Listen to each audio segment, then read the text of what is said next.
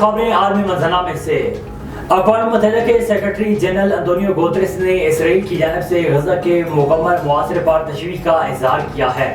اپنے ایک بیان میں سیکرٹری اقوام متحدہ انطونیو گوتریس نے کہا ہے کہ غزہ میں بجلی، ایندھن اور کھانے کی ترسیل بند ہونے سے سنگین صورتحال مزید بگڑ جائے گی۔ انہوں نے مزید کہا کہ غزہ میں موجود بیکار و مددگار فلسطینیوں کے لیے انسانی امداد نہ روکی جائے، عالمی برادری فوری انسانی امداد کے لیے آگے آئے۔ معاشیات کے شعبے میں خدمات پر ہارورڈ یونیورسٹی کی پروفیسر کلاڈیا گولڈن نے نوبیل انعام جیت لیا۔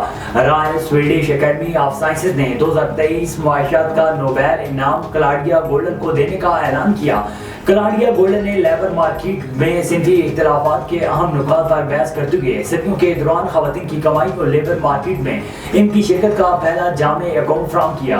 ان کی تحقیق زمانہ جدید میں تبدیلی کی وجوہات کے ساتھ ساتھ باقی صنفی فریق کے اہم ذرائع کو بھی ظاہر کرتی ہے۔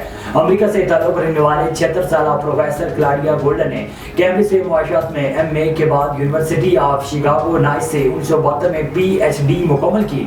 کلاڈیا گولڈن ہارورڈ یونیورسٹی میں بطور پروفیسر خدمت سر انجام دے رہی ہے۔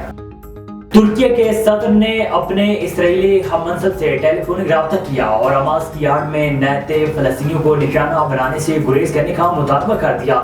ترکی کے صدر رجب طیب اردوان نے ٹیلی فونک گفتگو کے دوران اسرائیلی صدر اسحاق ہرزوگ پر علاقے میں امن کے لیے دو ریاستی فارمولے پر بھی زور دیا۔